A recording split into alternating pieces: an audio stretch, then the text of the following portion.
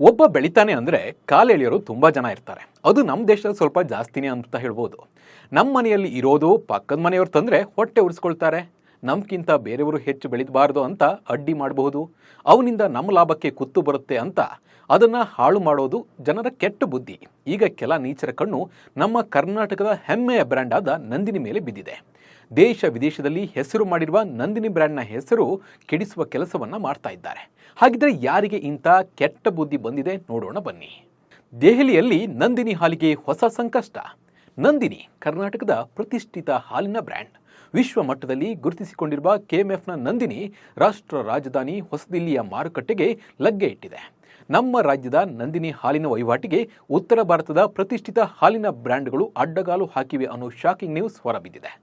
ನಂದಿನಿ ಹಾಲು ಸ್ಥಳೀಯ ಗ್ರಾಹಕರ ಕೈ ಸೇರಿದಂತೆ ವ್ಯವಸ್ಥಿತ ಪಿತೂರಿ ನಡೆಸಿವೆ. ಗುಜರಾತ್ ಹಾಗೂ ಅಕ್ಕಪಕ್ಕ ರಾಜ್ಯಗಳ ಹಾಲು ಒಕ್ಕೂಟಗಳು ಹೊಸದಿಲ್ಲಿ ಮಾರುಕಟ್ಟೆಯಲ್ಲಿ ಈಗಾಗಲೇ ಹೆಚ್ಚಿನ ಪ್ರಾಬಲ್ಯ ಹೊಂದಿವೆ. ಈ ಮಧ್ಯ ಕರ್ನಾಟಕ ರಾಜ್ಯ ಸಹಕಾರ ಹಾಲು ಉತ್ಪಾದಕರ ಮಹಾಮಂಡಲ ಅಂದರೆ ಕೆಎಂಎಫ್ ನವೆಂಬರ್ 21ರಂದು ಹೊಸದಿಲ್ಲಿ ಮಾರುಕಟ್ಟೆಯಲ್ಲಿನ ಪ್ರವೇಶಿಸಿತ್ತು. ನಂದಿನಿ ಹಾಲು ಮತ್ತು ಹಾಲಿನ ಉತ್ಪನ್ನಗಳನ್ನು ಮಾರಾಟ ಆರಂಭಿಸಿದೆ. ಡೆಲ್ಲಿ ಮಾರುಕಟ್ಟೆಯಲ್ಲಿ ನಂದಿನಿ ದರ್ಬಾರ್ ನಿಲ್ಲಿಸಲು ಪಿತೂರಿ ಶುರುವಾಗಿದೆ. ನಂದಿನಿ ಹಾಲಿನ ಮಾರುಕಟ್ಟೆಗೆ ತೆರೆಮರೆಯಲ್ಲೇ ತಡೆ.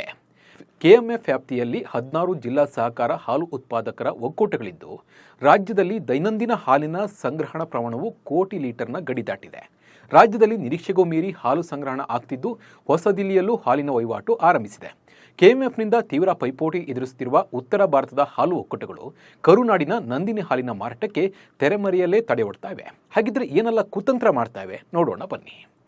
ಕೆಎಂಎಫ್ನಿಂದ ಹೊಸದಿಲ್ಲಿ, ಹರಿಯಾಣ ಹಾಗೂ ಸುತ್ತಮುತ್ತಲ ಪ್ರದೇಶಗಳಿಗೆ ಆರಂಭಿಕ ಹಂತದಲ್ಲಿ ಟ್ಯಾಂಕರ್ಗಳ ಮೂಲಕ 2.50 ಲಕ್ಷ ಲೀಟರ್ ಹಾಲು ಕಳಿಸಲಾಗ್ತಾ ಇದೆ. ಮುಂದಿನ ದಿನಗಳಲ್ಲಿ ಒಟ್ಟು 5 ಲಕ್ಷ ಲೀಟರ್ ಹಾಲು ಪೂರೈಸುವ ಗುರಿಯನ್ನು ಸಹ ಹೊಂದಲಾಗಿದೆ. ಹೊಸದಿಲ್ಲಿ ಹೊರವಲಯದಲ್ಲಿ ನಂದಿನಿ ಹಾಲನ್ನು ಪ್ಯಾಕಿಂಗ್ ಮಾಡಿಸಿ ಸ್ಥಳೀಯ ಡೀಲರ್ಗಳ ಮೂಲಕ ಮಾರಾಟ ಮಾಡಿಸಲಾಗ್ತಾ ಇದೆ. ಇದರಿಂದ ವಹಿವಾಟು ಕುಸಿಯುವ ಭೀತಿಯನ್ನ ಆ ಭಾಗದ ಹಾಲು ಒಕ್ಕೂಟಗಳು ಎದುರಿಸ್ತಾ ಇವೆ. ನಂದಿನಿ ಹಾಲು ಹೊಸದಿಲ್ಲಿಯ ಗ್ರಾಹಕರ ಕೈ ಸೇರಿದಂತೆ ಪ್ರತಿನಿತ್ಯ ತಾವೇ ಸ್ಥಳೀಯ ಡೀಲರ್ಗಳಿಂದ ನಂದಿನಿ ಹಾಲನ್ನು ಖರೀದಿಸುತ್ತಿವೆ. ಪ್ರತಿಷ್ಠಿತ ಹಾಲಿನ ಬ್ರ್ಯಾಂಡ್ ಒಕ್ಕೂಟವೊಂದು ನಂದಿನಿ ಹಾಲಿನ ಖರೀದಿ ಉದ್ದೇಶಕ್ಕಾಗಿಯೇ ಹೊಸದಿಲ್ಲಿ ಹಾಗೂ ಸುತ್ತಮುತ್ತ 300ಕ್ಕೂ ಹೆಚ್ಚು ಸಿಬ್ಬಂದಿಯನ್ನು ನಿಯೋಜಿಸಿದೆಯಂತೆ. ಆ ಸಿಬ್ಬಂದಿ ಪ್ರತಿನಿತ್ಯ ನಂದಿನಿ ಹಾಲಿನ ಪ್ಯಾಕೆಟ್ಗಳನ್ನು ಖರೀದಿಸುತ್ತಾರೆ. ಅದನ್ನು ಖರೀದಿಸಿ ರಸ್ತೆಗೆ ಚೆಲ್ತಾರೆ. ಆ ಮೂಲಕ ದೆಹಲಿ ಜನರಿಗೆ ನಂದಿನಿ ಹಾಲು, ಮೊಸರು ಸಿಗದಂತೆ ಕುತಂತ್ರ ಮಾಡ್ತಿದ್ದಾರೆ ಎನ್ನಲಾಗ್ತಾ ಇದೆ. ನಿಮಗೊಂದು ಡೌಟ್ ಬರ್ಬೋದು, ಅಲ್ಲ ಅವರಿಗೆ ತಲೆ ಕೆಟ್ಟಿದೆಯಾ? ಅವ್ರ ಕೈಯಿಂದ ದುಡ್ಡು ಹಾಕಿ ಹಾಲನ್ನು ಖರೀದಿ ಮಾಡಿ ರಸ್ತೆಗೆ ಚೆಲ್ಲಿದ್ರೆ ಲಾಸ್ ಆಗಲ್ವಾ ಅವರಿಗೆ ಅಂತ. ಇದೇ ಅವರ ಲಾಜಿಕ್.